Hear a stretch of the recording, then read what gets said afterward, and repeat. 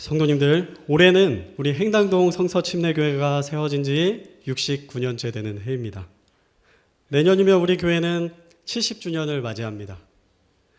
교회 안에 있다 보면 아름아름 때때로 믿음의 선배님들의 뜨거웠던 시절에 대한 이야기를 전해 듣게 될 때가 있습니다.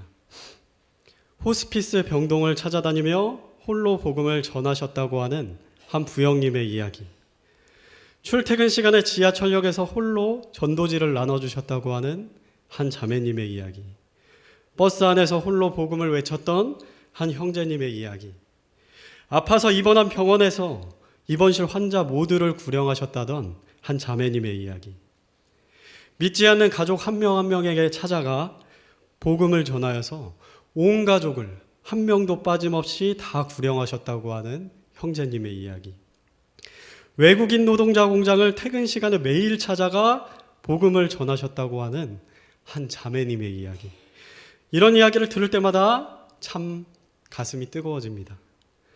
역시 이곳은 성서침례교회로구나. 매주 한 번도 빠짐없이 새벽 기도의 자리를 지켜주고 계신 우리 부영님, 모매님도 계십니다. 그리고 오늘도 여전히 한결같이 같은 자리에서 예배의 자리를 지키고 계신 우리 부영님, 모매님들도 계십니다. 우리 믿음의 선배님들의 이런 신실한 모습을 볼 때 그분들의 마음속에 뜨겁게 살아계신 성령님이 느껴집니다. 나도 저분들과 같이 저분들의 뒤를 따르고 싶다라는 마음의 결단을 하게 됩니다. 이토록 훌륭한 믿음의 선배님들을 허락해 주신 우리 하나님께 감사드립니다. 자, 그런데요, 이제는 여기 있는 우리 모두가 반드시 해야 하는 것이 한 가지가 있습니다. 자, 바로 여기 강대상 왼쪽에 붙어 있는 표, 다 함께 읽겠습니다. 시작. 다음 세대를 준비하는 교회. 자, 그렇습니다. 자, 이제 우리가 해야 하는 것은 우리 믿음의 선배님들이 잘 지켜온 이 귀한 믿음을 다음 세대에 전수하는 것입니다. 자, 그렇다면 어떻게 하면 이 귀한 믿음을 다음 세대에 잘 전해줄 수 있을까요? 자, 우리 세 가지를 함께 나눠보도록 하겠습니다. 자, 먼저 첫 번째 함께 읽겠습니다. 시작. 내가 먼저 하나님을 풍성하게 경험해야 합니다. 자, 왜 내가 먼저 하나님을 풍성하게 경험해야 될까요? 내가 경험하지 않은 것을 다른 사람에게 전할 수는 없기 때문입니다. 이스라엘은 어떤 하나님을 경험했습니까? 우리 18절 함께 읽겠습니다. 시작. 주의 언약궤를 맨 제사장들이 요르단 한가운데서 나와 마른 땅을 향해 발바닥을 들어 올리니 요르단의 물들이 제자리로 돌아가 예전과 같이 흐르며 그것의 모든 뚝에서 넘쳤더라. 아멘. 이스라엘 백성들은 가나안 땅을 코앞에 앞두고 있었습니다. 그런 그들 앞에 요단강이 흐르고 있었습니다.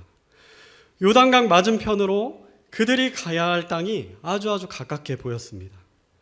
여기까지 오는데 40년의 세월이 흘렀습니다. 40년 전에 이스라엘 백성들은 하나님께서 이집트에 10가지 재앙을 내리는 것을 목격하고 홍해바다 한가운데를 건너는 큰 기적을 경험했습니다. 그렇지만 불행하게도 그들은 하나님을 신뢰하지 않았습니다. 가나안 땅을 정탐하고 돌아온 12명의 정탐꾼 중에 10명의 정탐꾼들이 가나안 땅에 살고 있는 거인들을 보고 아낙 족속을 보고 겁에 질려 하나님께 불평하자 이스라엘 백성들도 그들과 뜻을 같이하여 하나님께 불평을 쏟아놓습니다. 그들은 이 일로 인해 징계를 받아서 40년 동안을 광야에서 떠돌아다니다가 광야에서 다 죽어야만 했습니다. 자, 오늘 본문은 그로부터 40년이 지난 후의 일입니다. 광야에서 죽은 그들의 자손 이스라엘 백성 2세대가 이제는 똑같이 가나안 땅 입성을 앞두고 있었다는 것입니다. 하나님은 그런 그들에게 큰 기적, 요단강의 기적을 보여주십니다. 하나님께서는 왜 가나안 땅에 들어가기 직전에 이런 엄청난 기적을 보여주셨을까요? 그것은 이스라엘 백성들이 오직 하나님만을 의지하기 원했기 때문입니다. 가나안 땅에서는 강력한 적들이 이스라엘 백성들을 기다리고 있었습니다. 그들은 이스라엘 백성들보다 강합니다.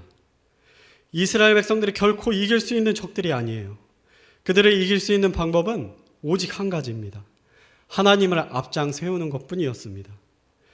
그래서 이스라엘 백성들에게는 하나님을 앞세우는 믿음이 필요했다는 것이죠. 하나님은 언약궤를 맨 제사장들이 강물에 발을 담그자마자 흐르던 강물이 멎게 하셨습니다. 상류에서 하류로 흐르던 물이 아래로 내려가지 않고 층층이 겹겹이 쌓여서 흐르던 강물이 멈췄습니다. 언약궤를 앞장 세웠을 때, 곧 하나님을 앞장 세웠을 때 하나님의 능력이 이스라엘에게 있음을 이스라엘 백성들에게 가르쳐 주셨다는 것이죠. 자, 하지만 이 요단강의 기적의 가장 놀라운 점은 흐르던 물이 멈췄다는 것이 아닙니다. 자, 더 놀라운 일이 있습니다. 더 놀라운 일은 이스라엘 백성들이 바로 마른 땅을 건넜다는 것입니다. 조금 전까지 요단강은 물이 흐른 강이었어요. 당연히 땅이 젖어 있어야만 정상이었다는 것입니다. 그런데 이스라엘 백성들이 마른 땅을 건너갔다는 거예요. 조금만 깊이 생각해 보면 이것은 전율이 일어날 정도로 아주 놀라운 일입니다. 진흙 땅이 마른 땅이 되었다라는 말은요, 강바닥 속에 있는 물기들이 한 방울도 남김없이 싹 다 끌어올려져서 다른 곳으로 보내어졌다는 말이에요.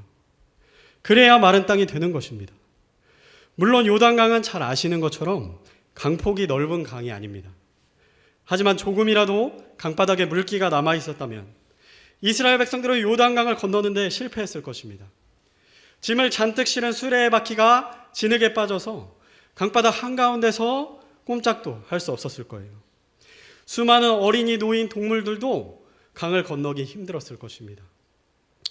요단강이 순식간에 마른 땅이 되었기 때문에 200만 명이나 되는 이스라엘 백성들과 가축들과 수레들이 요단강을 무사히 잘 건널 수 있었다는 것이죠.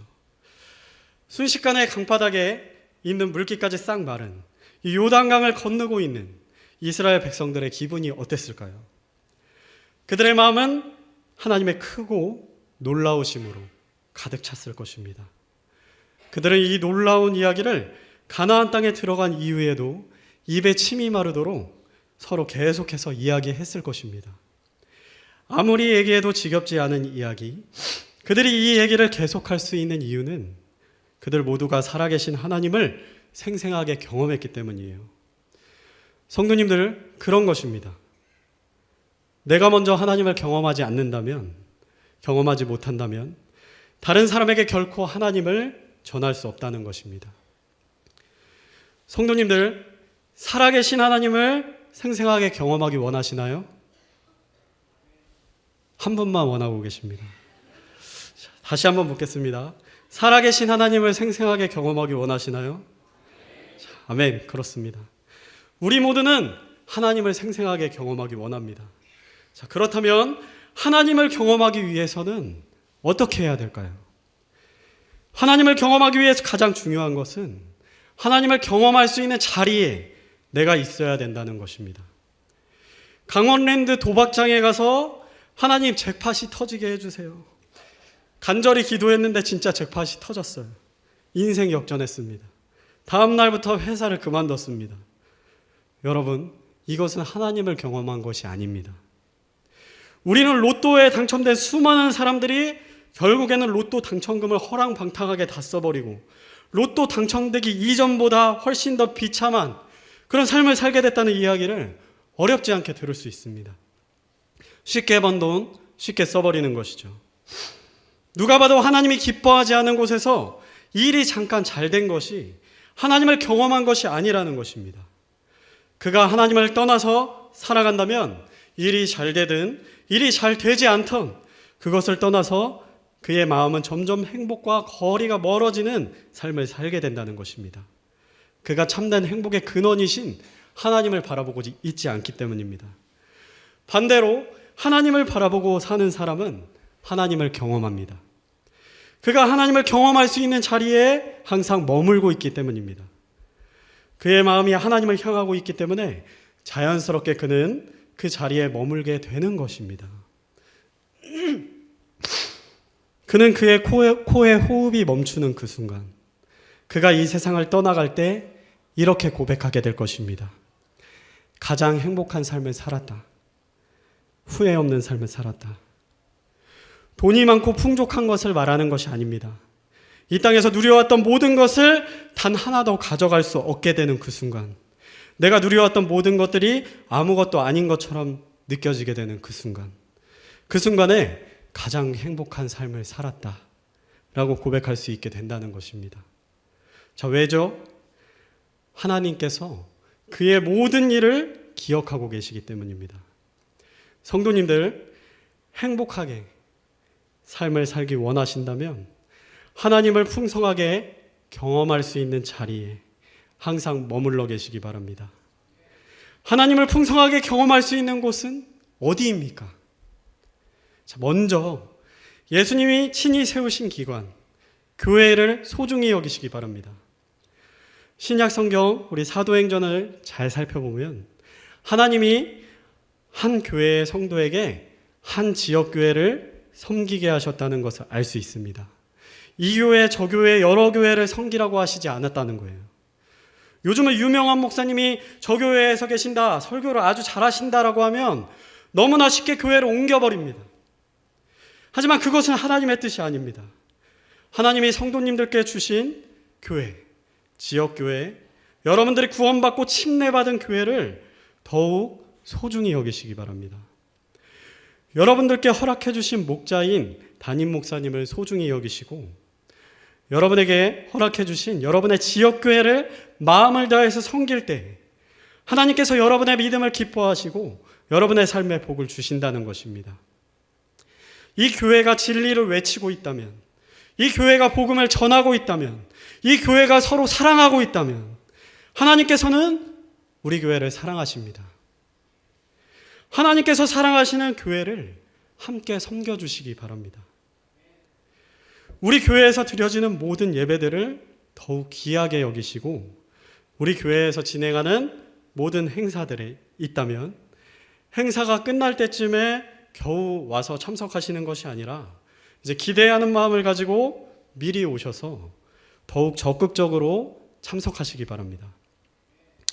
자, 그리고 또 하나님을 풍성하게 경험할 수 있는 자리는 어디입니까?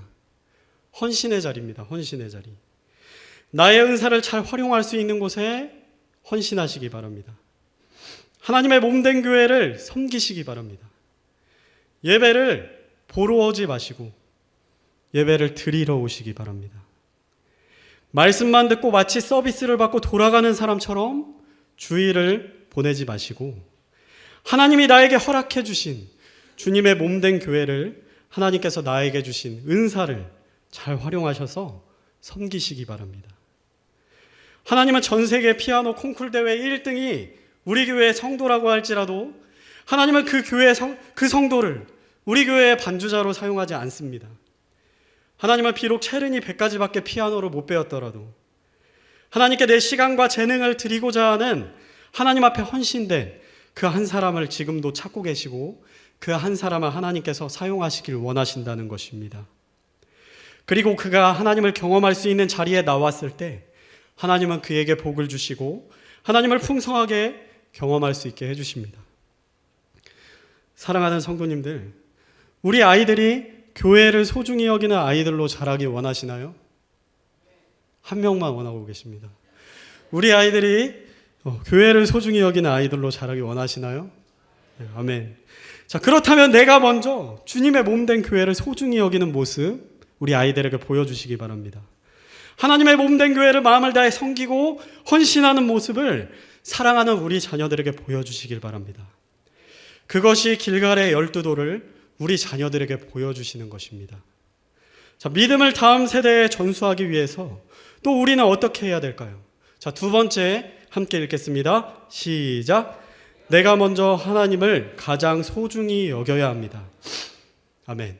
자, 여기서 가장 중요한 포인트는요, 가장 소중히입니다. 저기 가장 소중히 보시면 글씨가 좀 크게 되어 있죠. 중요한 포인트입니다. 자, 가장 소중히라는 말은요, 우선순위를 가장 앞에 둔다는 말입니다. 자, 우리 24절에 노란색 글씨만 함께 읽겠습니다. 시작. 너희가 주 너의 하나님을 영원토록 두려워하게 하려 하심이라. 아멘. 자, 부모는 자녀들의 거울이라는 말이 있습니다.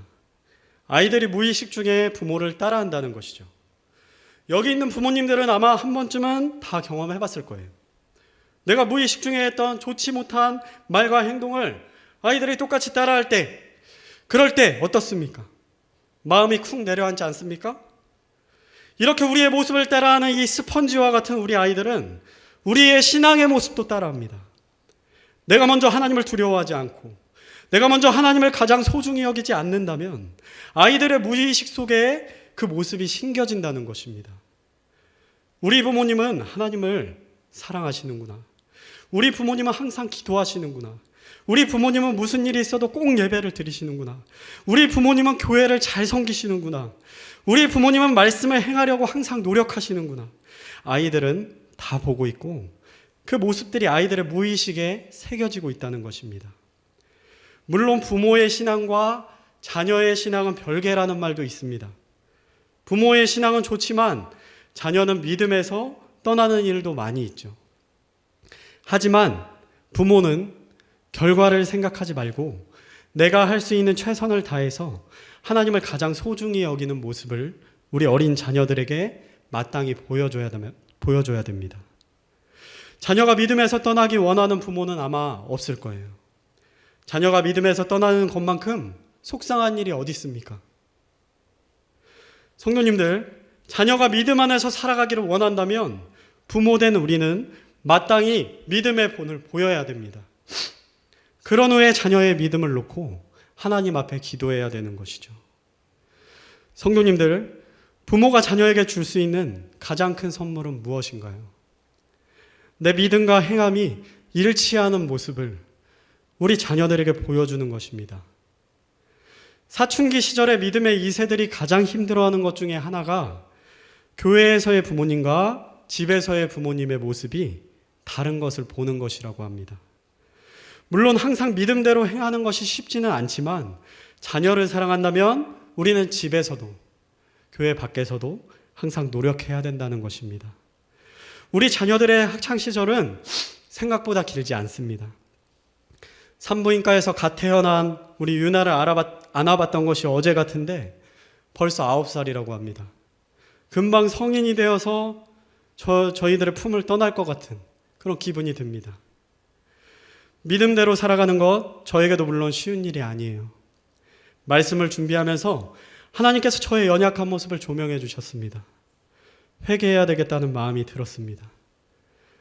사랑하는 우리 자녀들을 위해서 각자의 연약함을 이 시간 돌아보시고 그 연약함을 하나님께 맡겨드리고 연약함을 이겨내기 위해 함께 노력하는 저와 성도님들이 되시길 바랍니다.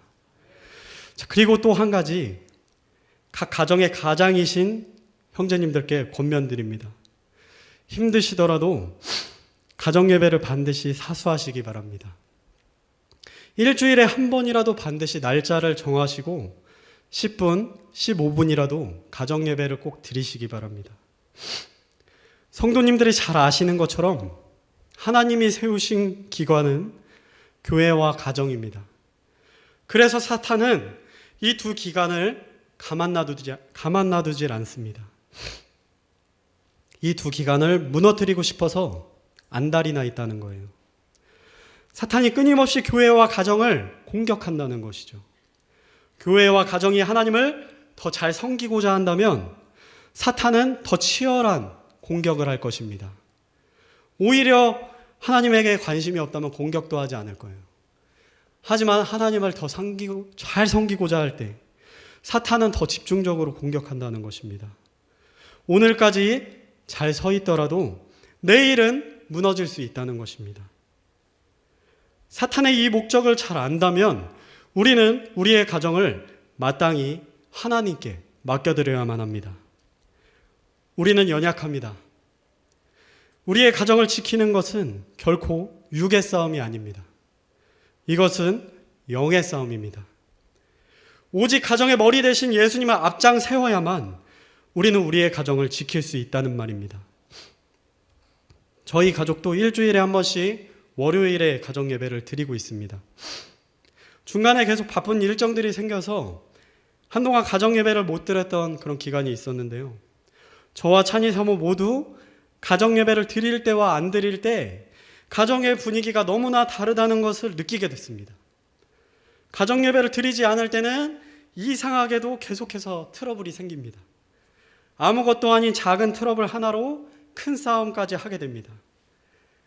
가정 예배를 드릴 때는 싸움이 될 만한 상황도 부드럽게 넘기게 됩니다.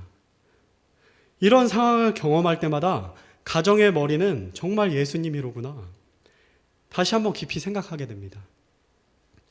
우리 찬이 사모도 어려서부터 가정 예배를 가정에서 드렸다고 해요. 찬이 사모가 가장 좋아하는 것 중에 하나가 오징어입니다. 오징어를 너무 좋아해서 처녀 때도 핸드백 속에 오징어를 한 마리씩 꼭 넣어서 다녔다고 합니다.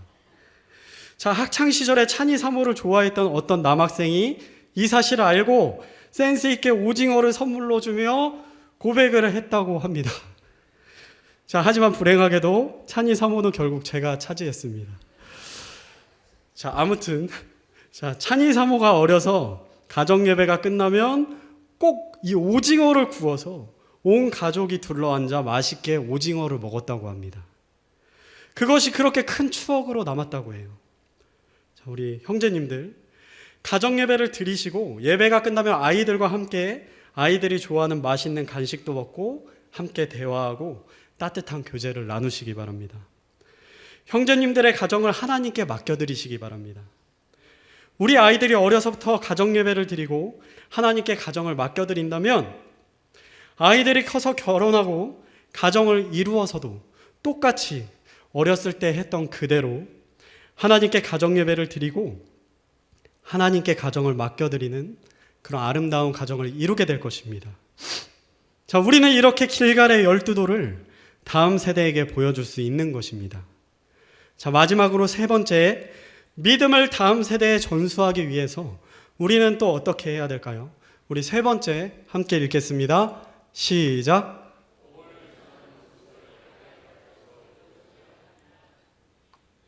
자, 우리 21절 말씀도 함께 읽겠습니다. 시작.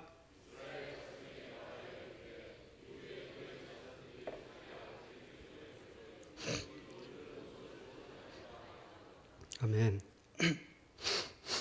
부모님들은 우리 아이들이 훗날 이런 믿음을 가진 성도가 됐으면 좋겠다라는 생각을 각자 가지고 계실 것입니다. 저는 우리 아이들이 커서 때를 얻든지 못 얻든지 언제든지 어디서든지 복음을 전할 수 있는 사람이 됐으면 좋겠습니다. 그곳에 하나님께서 약속하신 영원한 상, 엄청난 상이 있기 때문입니다. 그것이 하나님께서 가장 기뻐하시는 일이기 때문입니다. 다니엘서 12장 3절을 함께 읽겠습니다. 시작. 지혜로운 자들은 궁창의 광채같이 빛나고 많은 사람을 의로 돌아서게 하는 자들은 별들과 같이 영원 무궁토록 빛나리라. 아멘. 저는 이것이 귀한 일이라는 것을 우리 아이들에게 전해주고 싶습니다. 그래서 일부러 아이들이 보는 앞에서 구령을 할 때가 있습니다. 동네 놀이터에서 식당 주인 아주머니가 혼자 계실 때, 빛과 소금 전도할 때 우리 유나가 복음을 전하고 돌아오면 관심이 많습니다. 아빠, 예수님 영접했어요? 그리고 한 번은 학교에 갔다 와서 이런 간증을 했는데 너무 감동이 됐어요. 아빠, 학교에서 친구에게 예수님 믿으라고 말해줬어요. 아빠가 복음 전해서 저도 예수님 전해보려고 했어요. 유나가 작년에 초등학교 1학년 때 한 말입니다. 성도님들, 우리 아이들이 복음 전하는 사람, 하늘의 영원한 상급을 얻는 귀한 하나님의 자녀로 자라길 원하신다면요, 하나님 앞에서 복음 전하는 모습도 보여주시기 바랍니다. 아이들에게 복음 전하는 일이 가장 소중한 일이라는 것을 알게 해주셨다면, 아이들이 복음을 전하는 성도로 자라나게 됐다면 축하드립니다. 최고의 부모님이 되신 것입니다. 아이들에게 그 누구도 줄 수 없는 이 세상 그 무엇보다 소중한 최고의 선물을 주신 부모님이 되신 것입니다. 최고의 선물을 우리 아이들에게 주시기 바랍니다. 길갈의 12도를 다음 세대에게 보여주시는 것입니다. 결론입니다. 사랑하는 성도님들, 우리가 믿음에서 먼저 멀어지면 우리 자녀들에게 신앙은 없습니다. 그들은 빠르게 믿음의 자리를 떠나가게 될 것입니다. 그리고 다시 돌아오려면 아주 먼 길을 돌아와야만 할 것입니다. 자, 이 시간 우리 아이들이 아직 우리 곁에 있을 때 길갈의 12도를 우리 아이들에게 보여주실 것을 결단하시기 바랍니다. 가정 예배를 드리시고 예수님의 십자가의 사랑과 은혜에 대해서 계속해서 이야기해 주시기 바랍니다. 부모님들이 먼저 말씀을 가까이 하고 항상 기도하고 우선순위를 하나님께 두고 하나님을 가장 소중히 여기는 모습을 사랑하는 자녀들에게 보여주시기 바랍니다. 그리고 이 자리에 앉아있는 우리 다음 세대의 교회학교 친구들이 있으면 좋겠는데 지금 없네요. 우리 교회학교 친구들, 우리 부모님이 말씀해 주시는 하나님을 잘 보고 배우시길 바라요. 하나님을 소중히 여기는 나의 부모님을 존경하고 사랑하시기 바랍니다. 여러분들의 부모님들이 하나님을 가장 소중히 여기고 여러분들에게 믿음을 가르쳐주고 있다면 우리 친구들 축하합니다. 여러분은 이 세상에서 가장 좋은 부모님들을 만난 거예요. 그토록 좋은 부모님을 주신 하나님께 감사하시기 바랍니다. 자, 오늘은 특별히 어버이 주일인 동시에 어린이 주일입니다. 믿음의 본을 보여주시고 교회의 지체로서 교회를 아름답게 지키고 세워주신 사랑하는 우리 믿음의 선배님들, 다시 한번 어버이 주일을 맞이하여 깊은 감사를 드립니다. 그리고 사랑하는 우리 교회 학교 친구들, 여러분들은 우리 교회의 미래입니다. 여러분들이 믿음을 떠난다면 우리 교회의 미래는 없습니다. 부모님들에게 그리고 믿음의 선배님들에게 이 귀한 믿음을 잘 전수받아서 사랑하는 우리 교회, 주님의 몸된 교회를 예수님이 다시 오시는 그날까지 계속해서 더욱 아름답게 세워나가시길 바랍니다. 하나님을 가장 소중히 여기고 하나님을 잘 섬기는 삶, 그것이 가장 행복한 삶이라는 사실을 꼭 기억하시길 바랍니다. 오늘 말씀 마치며 오늘 들었던 말씀을 생각하면서 우리 397장 주 믿는 사람 일어나서 다 같이 찬송하시겠습니다.